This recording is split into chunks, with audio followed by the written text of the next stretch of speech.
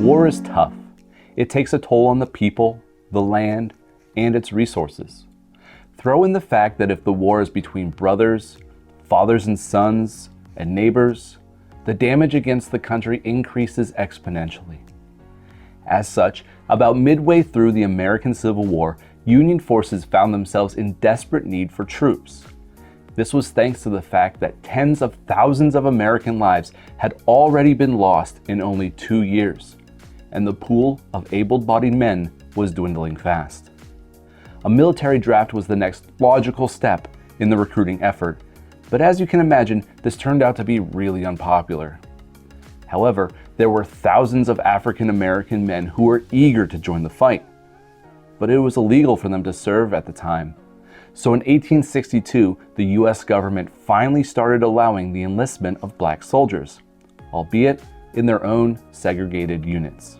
The 29th Regiment Connecticut Volunteers were mustered in 1863, making it the first all-black military unit in the state's history. But this ambitious group of men were more than just reinforcements. Over the unit's brief history, they participated in some of the most critical engagements of the war. Here's a countdown of 5 interesting facts about the 29th Regiment Connecticut Volunteers. Number 5. Too many soldiers enlisted. Okay, so a regiment in the US Army is made up of 1,000 soldiers. Given the relatively small size of Connecticut, it would be reasonable to assume that recruitment would be difficult. But in fact, the opposite was true. That's because for many of the men of color in the North, the ramifications of this war were too important not to get involved. So, once the 29th began enlisting from around the state, the billets filled quick. This forced the state to create a second all-black regiment known as the 30th Regiment Connecticut Volunteers. The 30th had a short lifespan though, thanks to the Northern Army's growing needs. This meant that these excess troops were better served elsewhere and then rolled up as members of the 31st Regiment of the US Infantry. Number 4. They were well received locally. Given the social climate of the time, the thought of an all-black military unit made some people uneasy. This was due in part because of President Lincoln's fear that such an action might prompt the border states to secede. This hesitation meant that African American men who were willing and able to fight were not allowed to serve in any branch of the military until more than a year after the start of the war. And even then, these colored units could only serve under white commanders. Despite all these obstacles, the 29th received some high praise from the people of Connecticut. During a parade in New Haven following the completion of their training, one soldier is quoted as saying, "White and colored ladies and gentlemen grasped me by the hand, with tears down their cheeks, expressing the hope that we might have a safe return." Number 3. They were paid and outfitted equally.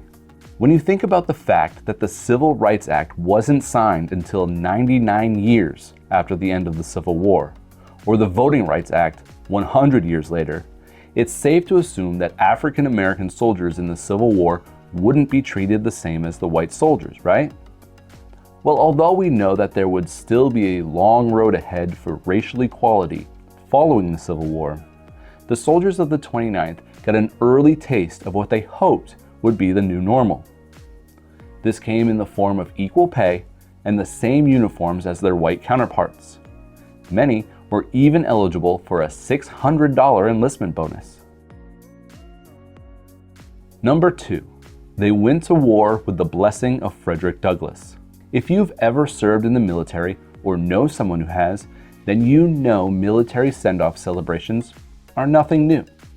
They're touching moments usually involving a few keynote speakers, some well wishes, and a final moment for goodbyes before the soldiers ship off to war. The speakers are usually politicians or high-ranking military officials. But the 29th got something of a special send-off, a speech from famed abolitionist Frederick Douglass. He said, quote, "You are pioneers of the liberty of your race, with the United States cap on your head, the United States eagle on your belt, the United States musket on your shoulder.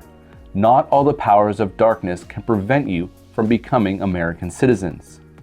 And not for yourselves alone are you marshaled. You are pioneers. On you depends the destiny of 4 million of the colored race in this country. If you rise and flourish, we shall rise and flourish. If you win freedom and citizenship, we shall share your freedom and citizenship. No pressure or anything, right? Number 1, they were first to step into Richmond. Although they may have entered the war late, the 29th made significant contributions to the war effort. Some of these include helping sack Fort Harrison, the battle for Darbytown Road, and the Battle of Chaffin's Farm. But the unit's biggest claim to fame would have to be their involvement in the Appomattox campaign and the fact that they were some of the first Union troops to enter the besieged southern capital of Richmond. This marked the start of the final hours of the war. Throughout the course of the war, the 29th lost a total of 198 soldiers before being mustered out of service on November 25, 1865. Unfortunately, although every returning soldier was honorably discharged when the unit mustered, many of the privileges and rights they enjoyed while serving did not carry over to life after the war. However, these heroic deeds of the more than 186,000 African American troops who fought in the Civil War did lay a large cornerstone of the foundation for this country's fight for equality.